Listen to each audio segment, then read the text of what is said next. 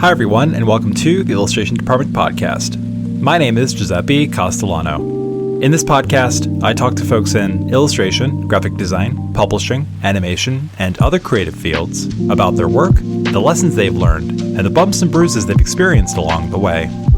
In this episode, my guest is award-winning illustrator Sol Cotti. Illustrators tend to overthink their work and their opinion of their work. As Sol and I discuss, thinking less with your brain and more with your hands can help that. Among other topics, Sol explains how a little shamelessness can go a long way in establishing an illustration practice. We make the case for illustrators to generate ideas with their hands and brains instead of using AI. And Sol reminds illustrators that now is the time to put your work out there. I hope you enjoy our conversation.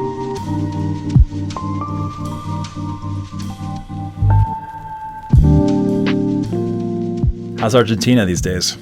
So we are starting here the fall because we are actually in the opposite, right? Yeah. You're starting in the United States the spring, right? Spring. That's right. Yeah. Like you. I was good. I was biting my tongue. I didn't want to say anything because I'm incredibly happy, and I was going to make a joke about apologizing to you for going the other way, but it's fine. Fall's nice too. I like fall. Yeah, I like fall. And I like the colors of fall. Like the color palette of the browns and the yellows and those greens, olives, I like it. Oh yeah. Mother Nature puts us to shame. She's the greatest color theorist there is. Absolutely. Have you ever visited Argentina? No. I want to though. I think I might have some relatives in Argentina because my great uncle, I don't know if he escaped Italy or if he just decided to leave and go to Argentina, left and went to Argentina, and he was never heard from again. It was a true story. So for example, my grandpas also escaped from Italy and they came here, so they are Italian as well. And but yeah, you should come here. I think you would have such a great time because nice. I'm from Buenos Aires actually, which is the capital, of course, of Argentina. But sure. but yeah, if you ever come, let me know and I can give you a tour or something because there's lots of museums and also lots of bars and nightlife. You would love it. That's my jam. The nightlife. Yeah. Yes, the nightlife on the couch at 8:30, falling asleep, watching a rerun of something. My great uncle's last name was Cotti, so maybe we're related. Really? No, I'm kidding. Oh my God. I was like, what? We are familiar. Are we cousins or something? Maybe. Anytime I think of Argentina or Buenos Aires, I'm always like, oh man, I want to go. The only time I hate Argentina is when they play Italy in the World Cup. That's it. And I really hate Argentina when they play soccer against Italy because you usually win. Yeah, so. It's like the same. It's the same feeling we have with Brazil. Like we love Brazil, we love Rio de Janeiro. We go out there like party and carnival and everything. But when it comes to football, soccer, we hate them because it's like we are like enemies in soccer. But just remember, we have illustrators listening, not soccer fans. Speaking of illustration, you didn't study illustration at a college or university, as is the case with many illustrators. You don't have to study illustration to be an illustrator. Newsflash. How did you end up being an illustrator? Okay, that's curious because, I studied here in Buenos Aires in the university. I studied communications and advertising. Mm-hmm. Illustration is kind of a form of communication, right? It's some sort of visual communication. Right. I always like to say that the profession actually found me rather than me looking forward to becoming an illustrator because I didn't know that actually illustration was such a profession. But I don't want to bother you by telling my whole story, but I actually ended up being an illustrator because I was working for 10 years in journalism. I was an editor at until 2018.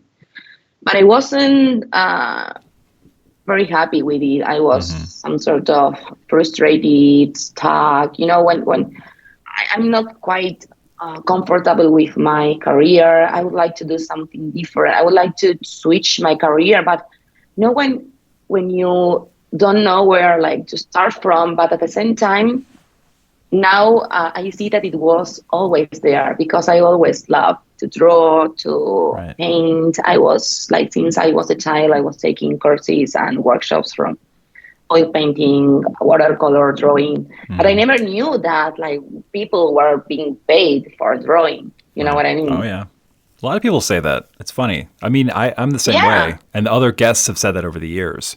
It's like, I didn't know illustration was even a thing. And then when I did, it was like, wait, people get paid for this? Oh, okay. Me too. Yeah. Me too. Yeah.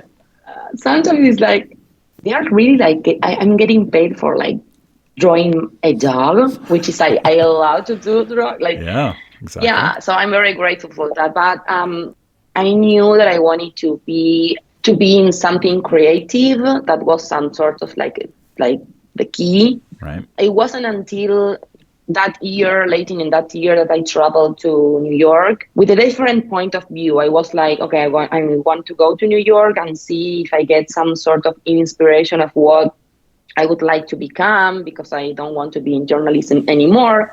And I don't want to study a new career from scratch in the university. So Mm-hmm. don't ask me why, but I started to see illustration all over New York, like Times Square, posters, postcards. Like, remember, I went to for a brunch, and then with the check, they gave me an illustrated postcard with the check.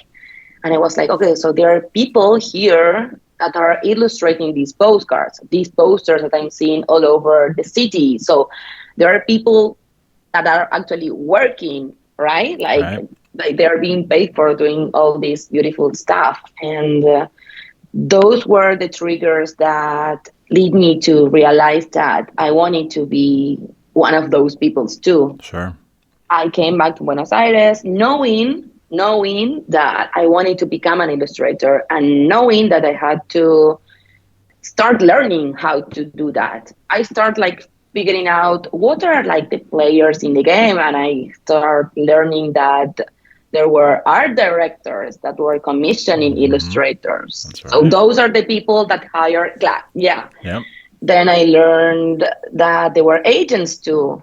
Mm-hmm. So I started actually listening to your podcast. One of the podcasts I've learned a lot was the illustration podcast, and then another few more. And I started like reading a lot of articles, papers, connecting with colleagues, connecting with illustrators. And I think that one of the things that it's part of my personality, and that helped me a lot to get into the industry and to learn how it works, is that I am very shameless.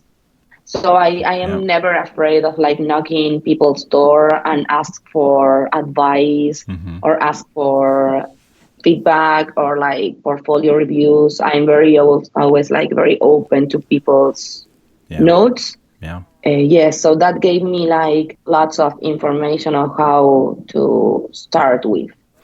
I mean, that sounds like what every illustrator should be doing, right? Like if you decide to be an illustrator, okay, what kind of work do you want to do? Look at some other Mm-hmm. artists who are working in a similar way. What choices are Mm-hmm. they making that resonate with you? Find the art directors. I talk about this every episode. Like find the art directors, put together a list, let them know that you exist. Those Mm-hmm. are your first steps, right?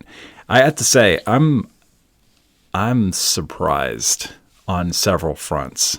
I've known of your work for a while, and it just feels to me like I've known your work for longer than, do the math quickly, Giuseppe, 7 years. I feel like you've been around for much longer than that. And when I did find out that you started your career in 2018, I thought that was a typo. Being honest, I was like, nah, that can't be right. She's been around much longer than that. And then you tell me that listening to the Illustration Department podcast was one of the first things you did. What? I mean, I didn't start that long ago. Like, let me put it this way. When a podcast guest has worked with a lot of clients in the past, you'll hear me describe their client list as, quote, everyone. You've worked with everyone, right? What I really mean is you've worked with a lot of clients. You've actually worked with everyone. The Louvre, Apple, Carnegie Hall, Sephora, Instagram, the New York Times, the United Nations, Penguin Random House, Cartoon Network, something called Victoria's Secret. Never heard of it. So it's not been that long, and you've literally worked with everybody. To what do you attribute your astonishingly diverse client list? Is shamelessness? I mean, no, it's not. Can't it's be not just the that. Only, it can't be just that. Have It's not no just shame. that. That's the advice. Have no shame. No, I'm kidding. Wait, no, have no shame. Yes, definitely. But I mean, no. I don't want to say that, but I am very organized. I have to say that, and so I spend all my mornings from Monday to Friday, to send cold emails to art directors, like to not only to editorial art directors, but also to advertising agencies, to brands. And I try to figure it out what the art director would like to see from my portfolio. If you are an art director from Sephora, it's not the same as what I'm going to send to an art director at the New York Times. Mm-hmm. They want to see different stuff. So to be honest, it's shameless, yes. And it's not being afraid of send those cold emails, even though you don't get any reply at all. Correct. Plus, I have to say that I am also represented by an agent, by Ella Lupo. I think no. You actually, you interview her, and I listened to that podcast back in the pandemic, I think. Right.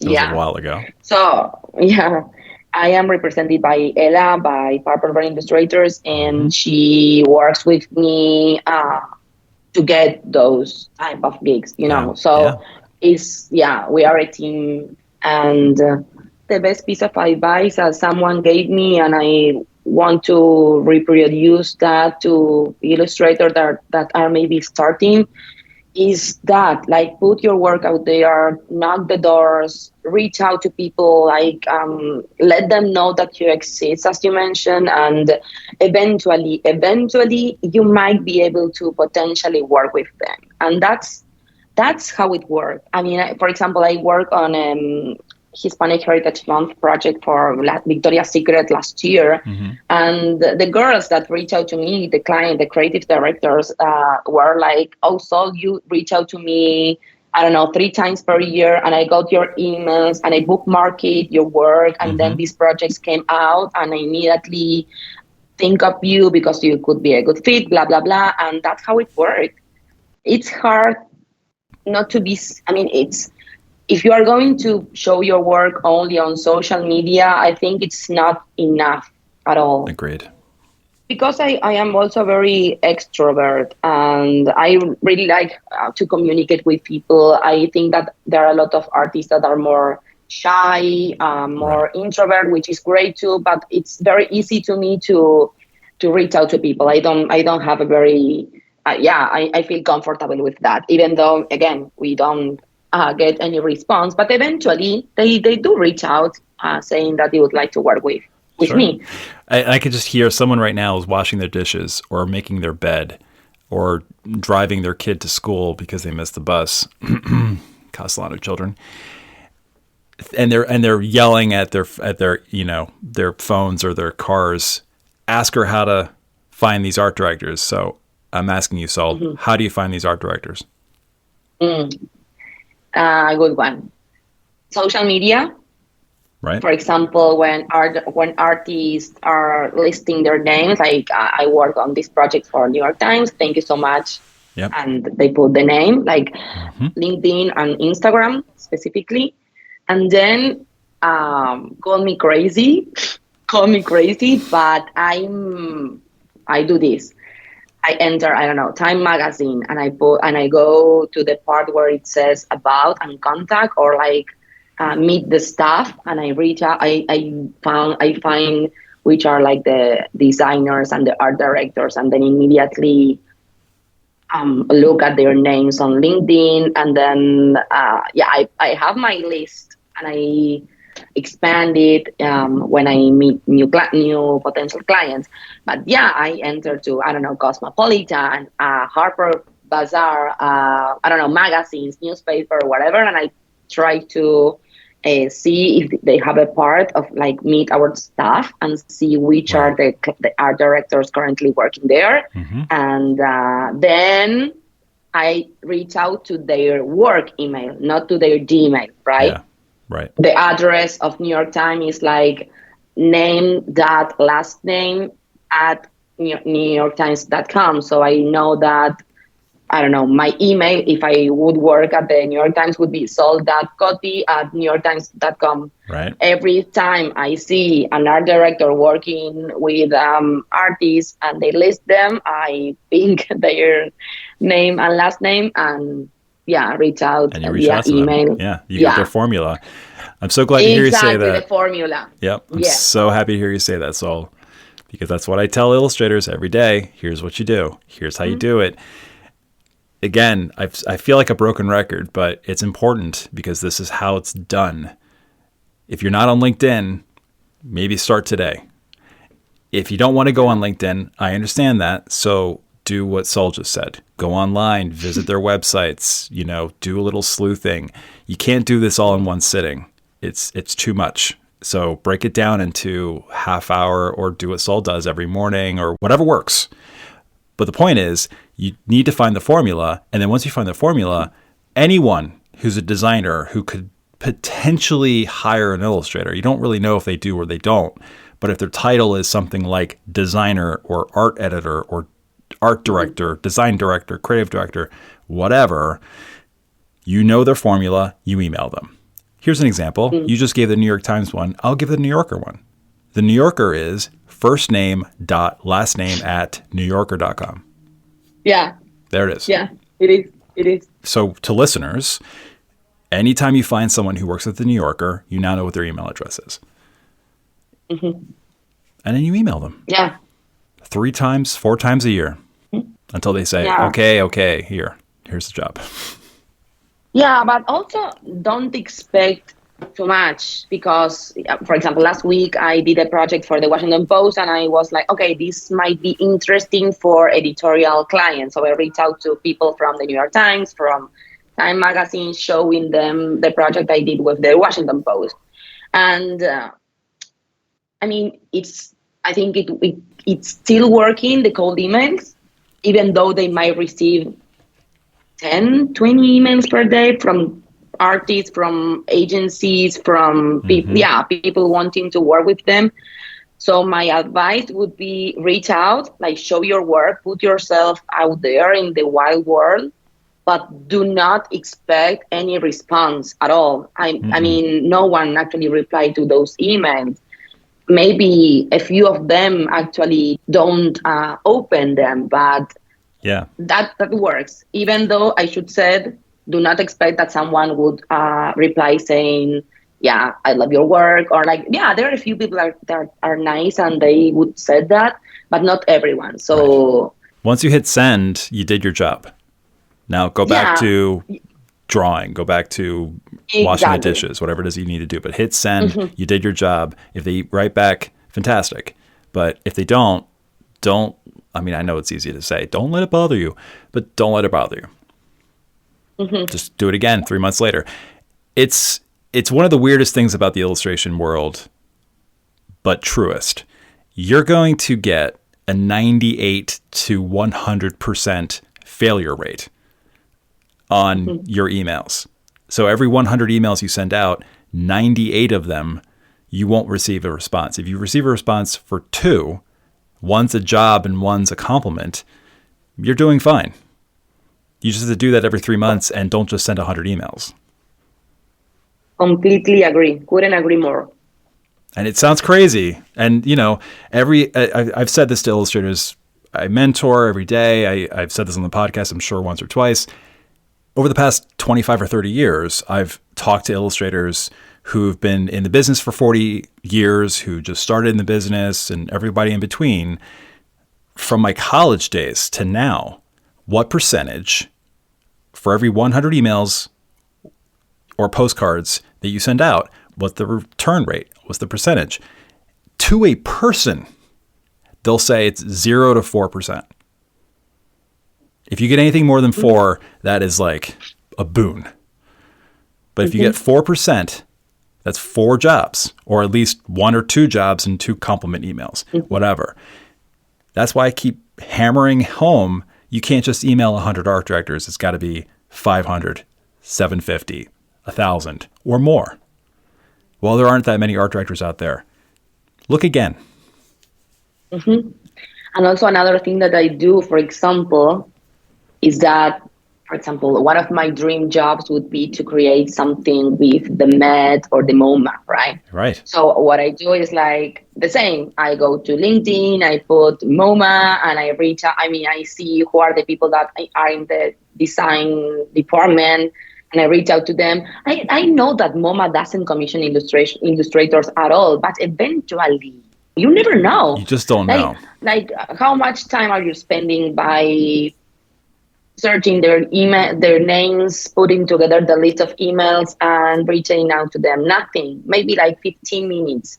And then who knows, like it might, like they have a project and they think, oh, that could be illustrative. And I have someone who reach out to, like, you never know. So, but at the same time, even though I think it's a must, even though I have my rep who also does that job on my behalf, it could be a little bit overwhelming at some point because Illustrator wants to illustrate, and we want to work on the concept, we want to work on the colors, and that's the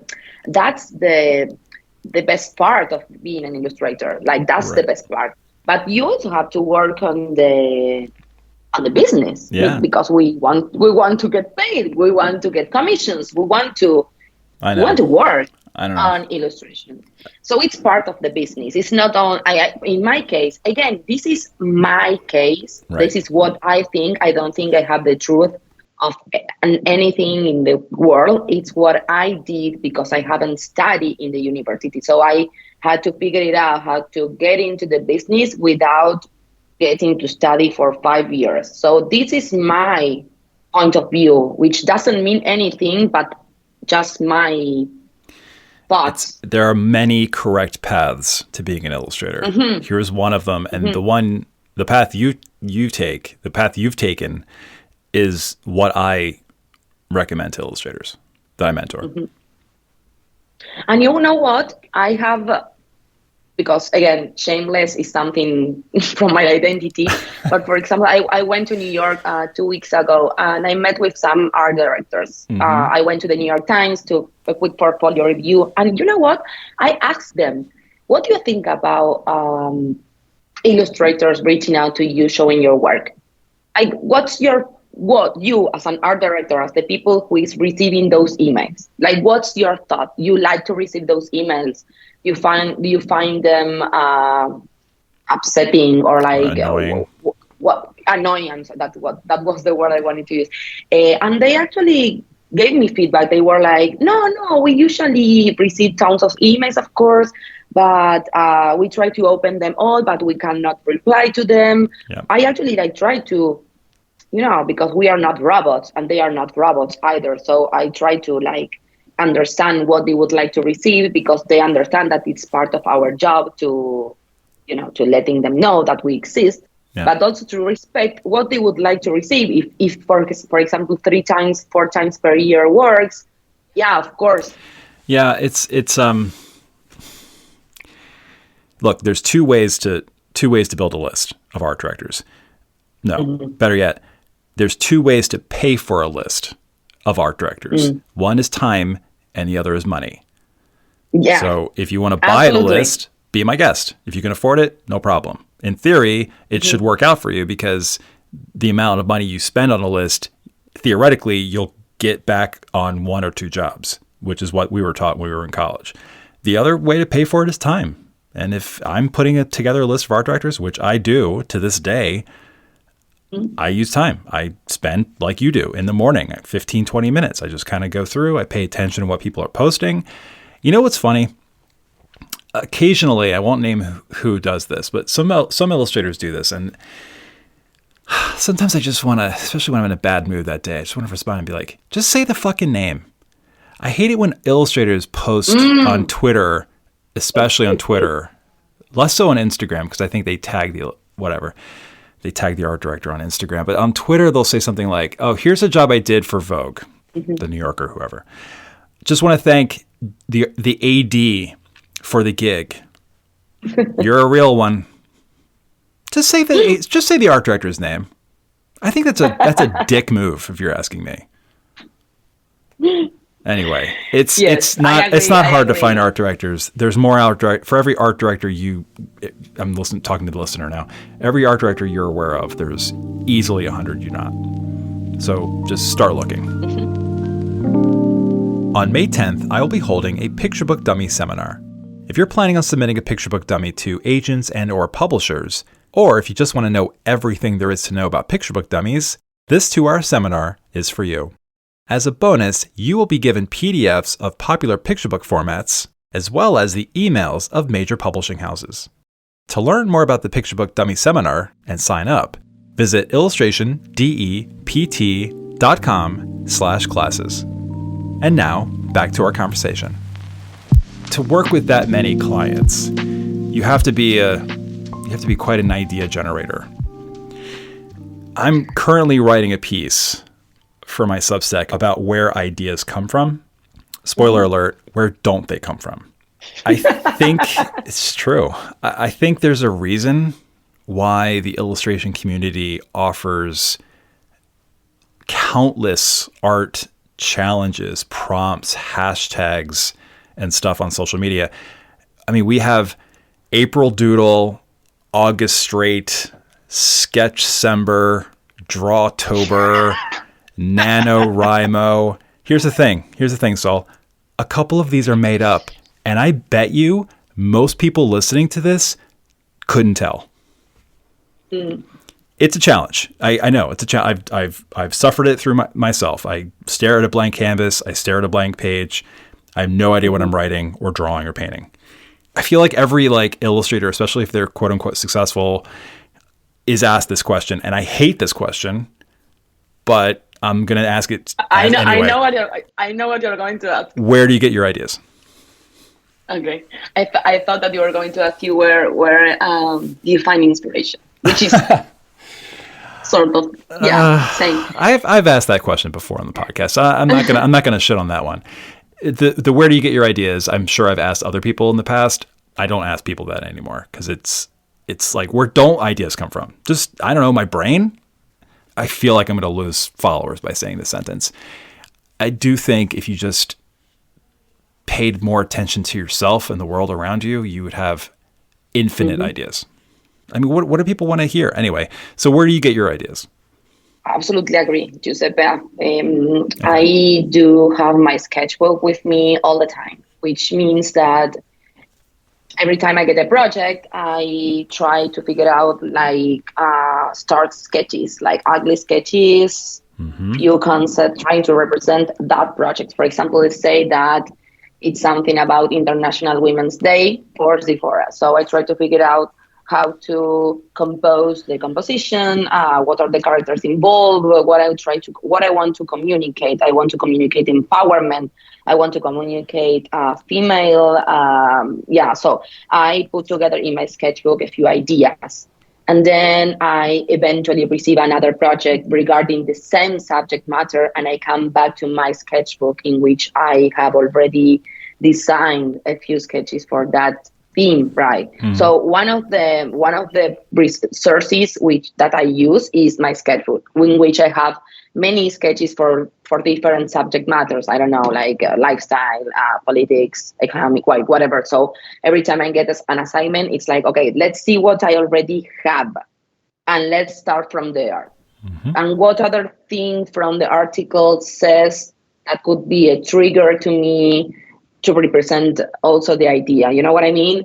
So ideas in my case came from my sketchbook from my list that I have in my phone, like, oh, I am having a coffee here in the cafeteria in the like around my house, and I just thought that it could be great to represent this person also with I don't know, a cat who is I don't know, like I have an idea randomly and I write it down, even though it's not drawing. It's like just an idea by like a written idea, right? So ideas that I have in a list, Right. and then I go back to them when I have to send something to a client. And then, of course, I am not gonna lie. I am on social media. I save things that I like, especially photos. Like I like this composition, how it's. I go to museums and it's like, oh, I really like how this color palette work, and I take a photo of the color palette of that painting, and then I can use it for my illustrations. So that's also an idea of how to create my own color palettes, which are not my own color palettes, are also another artist's color palette, which I took a photo and then I don't know, took inspiration from it. This is very a little bit weird, but like for example, I do like to work a lot of with organic shapes and to I don't know to represent concepts. If I have the chance to represent concepts with like a dynamic composition, like a dynamic forms, right? So for example, if I see a piece of ceramic of pottery that I like the shape, like it's like a bowl shape, and I take a picture because I don't know, I like how the element works, the element itself. So it might be some source of inspiration for my illustrations then because I like the curves. Yeah. So there's this artist, Horace Pippin. He was an American, I guess, folk artist. He was a grandson of slaves. He was a Harlem hellfighter for the U.S. Army. He had this great quote: "Pictures just come to my mind. I think my pictures out with my brain, and then I tell my heart to go ahead," which is kind of nice. I resonate with it, and also I wanted to add, this is a phrase that I invented, but I like it, and it's like try to think less with your brain and think more with your hands. Like like stop using like your overthinking and blah blah, like putting on your like everything in your brain, but like more like think with your hands and like use the stupid pencil to put together like your ideas or like personal projects of how do you feel. I have like my own like series of which are not published anywhere. It's just something personal for me. Maybe eventually one day it would come up with a book or something. But for example, when I was struggling with some familiar issues, I had like my sketchbook with drawings of how I felt, which like concept, like there is a concept inside and inside of each drawing in black and white lines, and also with pencil, like with my paper and pencil, like craft, not digital, because my work actually, like my client work is digital. And it's like that, like think with your hand, like put your emotions there on paper, and eventually it's healing, right? It helped me out to heal mental health issues, familiar issues, separation, like a lot of things. Yeah. It doesn't replace my shrink or my therapy, but it really helps me to keep it up with life. Yeah. Here's the thing. Truly, whatever works for people to get the idea machine going is the thing you should be doing, is correct. Like, I don't want to criticize if somebody, I don't know, uses a freaking Ouija board for an idea. Like, whatever you need to use to get the brain moving on an idea, use. I would add to that, you still need to bring yourself to that table, like what your interests are, what your own story is, your own observations are. That's what's going to make that illustration. I get this question a lot. How do I stand out from the crowd? How do I make my illustrations stand out from all these other ones that all these art directors are getting? And the answer is, well, you don't know what all these other illustrators are doing. So it's hard to gauge how to stand out from something that's completely unknowable. But let's just say it's knowable. Let's just say you know what everyone else is doing, and you need a way to stand out from that. Be more authentic with what you're trying to do. When I look at your work, there are definitely a couple of copycats out there. There's one illustrator in particular I'm thinking of that I'm just kind of like, his work looks a lot like Soul's work. But anyway, he's a jerk anyway, so it doesn't really matter. And so if you put like your own observations, your own stories, your own curiosities, all of that will make the piece, even if it's not obvious, you can't see it, it'll feel different. It'll feel more like you have a part of you in that piece. Like it's hard to explain. For example, here, let me put an example. When I provide assignments to illustrators, I don't tell them I want to see a cat on a pogo stick. There are other folks out there who provide that kind of an assignment to illustrators, either through a social media prompt or through an actual assignment. They'll say like, animal doing some crazy thing. And that's fine to start the brain moving on an idea. But if that's all you do, then your piece is superficial. It's just like, okay, it's a cat on a pogo stick. I've seen that 1,000 times. Start asking questions, start bringing yourself into that piece, and it becomes something else. What? I don't know. Agree. But it'll be more interesting.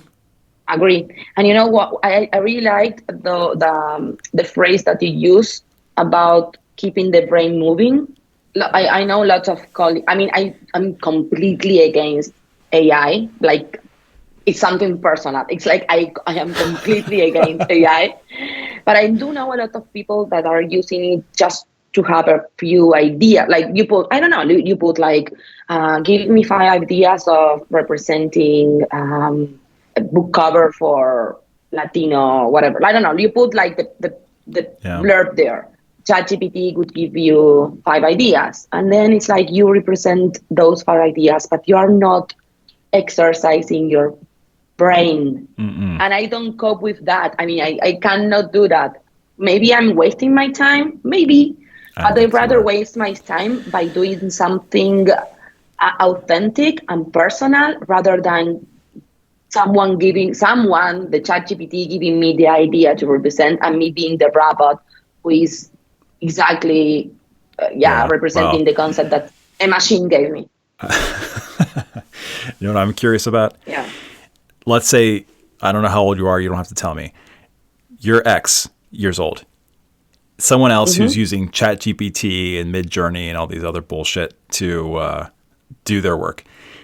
And they're the same age. In 50 years, what's the health of your brain compared to the health of their brain? I don't know. I don't pretend to know anything about this. I'm going to put money down that you're going to have a healthier brain than that person because you're continually using it. You are continually using, and you are continually trying to figure out which is your voice regarding that subject matter. What do you think about women empowerment? What do you feel about it? What do you want to communicate about that, right? Like, exactly. What is like your point of view, not the ChatGPT point of view, which I don't know how they ended up with those ideas, but like, what is your, right? That's my upsetting mood about ChatGPT, because one of the best parts for me to being an illustrator is not only getting paid for what I love, it's also to be respected by what I want to say, what I want to communicate, what is my storytelling. Like, someone is valuing it. People are valued, like I am being valued by clients because of what I think about something and how I communicate with my illustrations. And that is even better than creating something beautiful. I don't know why I sometimes feel like I get into this like, yeah, and then I pull back right away and just start thinking about listeners who are annoyed that we're talking about this so much, and I sound like a broken record, and every episode's the same because all I'm doing is shitting on generative AI. I don't know. Whatever. Really? I don't know. As you can tell, I'm now stuttering. I have no idea what to say next. I just can't. I can't abide by it. It sucks. It's the worst. I'm going to keep talking about it, but I can hear listeners going like, right. Jesus Christ, move on already. I can hear it. Yeah. I have a position here, which I mean, I don't have the guarantee of anything. But you know what I feel? I feel that this is a phase. Like AI Totally. is just like a phase that eventually no one is going to remember about it. You remember, I don't know, 2021, I think everyone was like with the NFT, Yeah, NFT, right? NFTs. Yep.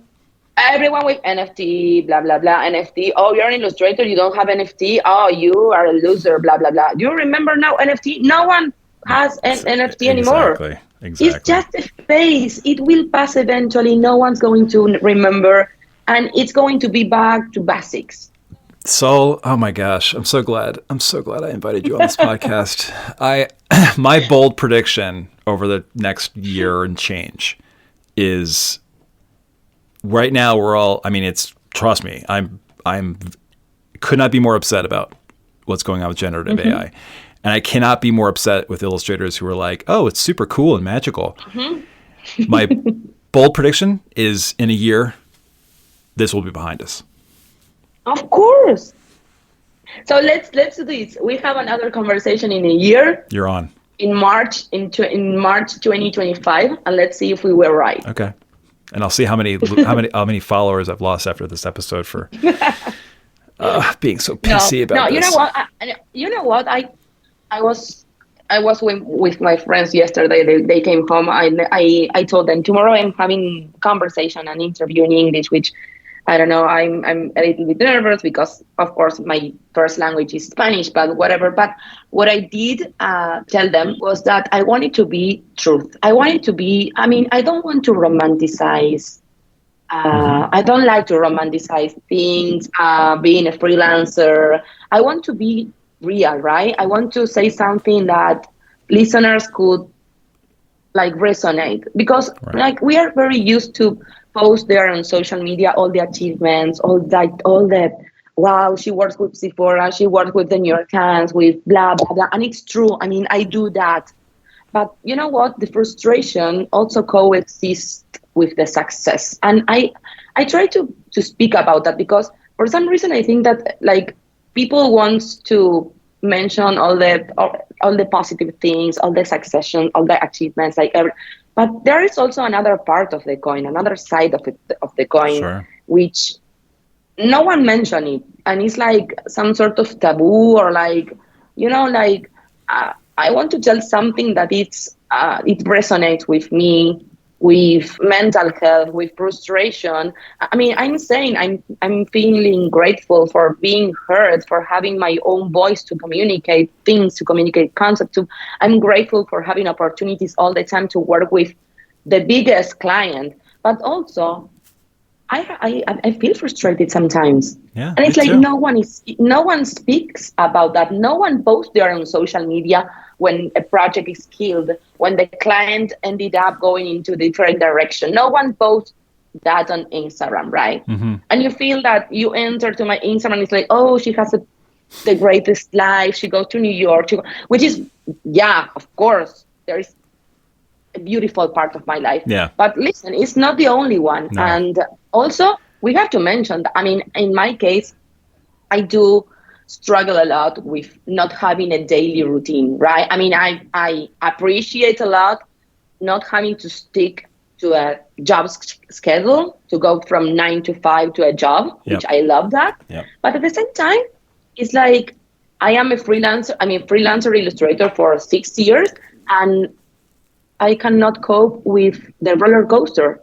Like there are weeks of which you are swamped with work, you are overwhelmed, and then weeks that I don't exist anymore. Like my career ended. Mm-hmm. Like I cannot cope with the fact of things going ups and downs. And I have to say that because someone who wants to become an illustrator would say, oh, so I have to send emails, I have to put my work out there. Yes, 100% yes. But also listen, don't get frustrated if people don't reply. Get used to having work and then weeks of not having anything. Like there is another side of this business. What do you think about it? Like, Like, what do you feel about the roller coaster, right? To put it simply, why is illustration perceived differently than any other occupation? There are bad days and good days. Bad day at the office. Oh, well, tomorrow's another day. There will be days when you can't draw. You forgot how to draw. But Yes. then the next day you pick up a pencil and it comes back, and it's frustrating in its inconsistency, creatively, financially, time-wise. I've been freelance since 2018. I still am like, man, it would be nice to be back in the office.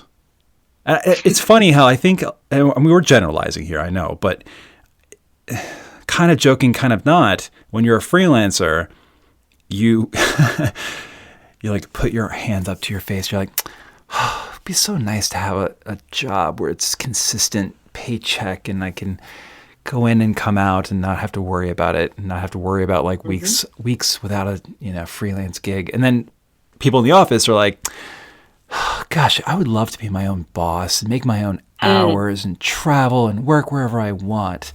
Being a freelancer is fucking hard. And I mean, we just did our taxes yesterday, and it's not easy. Let me put it that way. To do your taxes when you run your own business versus, I just hand my W-2 to my accountant because I get it from I don't have to do anything except wait for the company to give me my W-2 and then just hand it to the accountant, blah, blah, blah, done. No, it's much harder. You got to keep track of all of your expenditures on top of running a business, on forgetting and then learning and then relearning and then getting better at and then forgetting again how to create anything. On top of all of that, and by the way, maybe raise a family and pay some bills and, live life and take care of yourself physically. You got the mental health weight of an artist. It's not easy being an illustrator. I do worry sometimes. Illustrators, I got another generalization, but if this hits one person, I think it'll be worth saying. It's not you. You're sort of spinning your wheels, like the tread isn't catching yet. Not because of you or anything you're doing, because it is difficult to be an illustrator. For example, Saul, your first year, was it easy? No, the first year was no. And then I look back to my work at that year and it's like, oh my God, like I did send art directors this bullshit. Sorry for the word. That's okay. I cuss all the time. Don't worry about it. Right? No, it wasn't easy because I tried to put myself out there. I tried to let them know that I was beginning to, I wanted to exist at some point. And I got a few commissions. One was killed. Two were killed. And I was like, wait, what? What? We don't have, what is everything is an uncertainty, right? Right. Then things improved. I have to say this. I started with my rep in 2020 before the pandemic. It was in February, and she really put me out there with people that were interested in my work, and then the ball started to roll. But before that, when I was just doing my work, reaching out to people and trying to get a commission, it was so hard because things got stuck or killed. Even though at some point you get into the industry between commas, it's something that I constantly keep it up. You know what I mean? Like, it's not, I already work with Sephora and Carnegie Hall and the Guggenheim. It's like you still being humble, still being someone who let them know that you are interested in getting work, even though you are an award-winning illustrator and you already work with lots of clients. Oh my God, Saul, 100%. Go back to that, right? 100%. Go back to the beginning when no one knew. I always try to go back to from the beginning when no one really knew who I was. I always try to get back to that soil from many years ago and say, still that way, still trying to say to people that you are interested in working with them. You would like to create something beautiful with them, even though you have a nice list of clients. Right. Never like feel you are done. Yeah. I don't know why. I don't know what's going on with me. I feel like every sentence I'm saying right now is I can just hear it's being scrutinized by somebody out there. I don't know why I feel this way. I think that you are feeling that way because we are speaking about being real. But if we can switch the conversation and just being fake and speak about all the positive stuff and say that and eventually no one's going to be pissed off by that. Yeah. But don't be afraid of that, because I mean, if someone would be like unfollows you because of that, whatever. I mean, or maybe you can delete this episode. I'm going to edit this whole thing. No, it'll be like the first sentence. I'll just say salud, and then that'll be the end of the podcast. Look, it's important to not to come, like, if we're not pretend like, everything is buttoned up with illustration, podcasting, owning a business, whatever it is that you're doing. I heard a baseball player the other day for my favorite team, the Baltimore Orioles, say this, and it resonated, and I think it ties into what we're talking about. My team played really tight last year, and they didn't do as well as expected. And he said recently it's because they didn't allow themselves any room to fail. There's a lot of failure in baseball. There's a lot of failure in illustration. Hey, there's a lot of failure in soccer. Mm-hmm. There's a lot of failure in anything. Mm-hmm. And if we all pretend like everything's great, then I think that does us disservice to other illustrators. I know plenty of illustrators, friends of mine, former RISD classmates, who have this like super polished brand on the surface online. And I know behind the scenes, it's not like that. And it would be nice if we shared that more. And again, another generalization, but people do. It would be nice if more people did. Because I think the more we realize, okay, these are the realities of illustration, maybe illustrators wouldn't be so frustrated when art directors don't respond. Or if the first few months of their career or years of their career don't go exactly the way they plan. Oh, well, it's because other people have felt this way or done this or experienced this. I don't feel as bad about myself. Exactly. See what I'm saying? Yeah. Anyway. I agree. What would you like to say to listeners who, wherever they are on their journeys, whatever they use to get ideas, what last piece of advice or word of encouragement would you like to share with them, from you to them? I'm going to be a little bit repetitive, but my best piece of advice would be put your work out there. It doesn't matter if you are not comfortable yet with it, if you think you could improve it, if you think it's not quite there yet. It happens all the time. I see my work from 5 years ago, and it's like, it sucks. I don't know how could I ever reach out to people showing that crap, but if you wait for things to be perfect, to be in shape, to put it in your portfolio, and it would never happen. So my advice would be keep exercising, keep working, keep illustrating, keep doing it, and show it. And don't expect anything from anyone, but put it out there. And eventually you would improve it. Eventually you would be happy with it. But if you wait till the time you think it is perfect, you might be losing lots of years. And don't wait too much. Do not think too much. Do not overthink. Show your work. Be proud of it. And if you want to improve it, with the time, you could do it. But don't hesitate too much.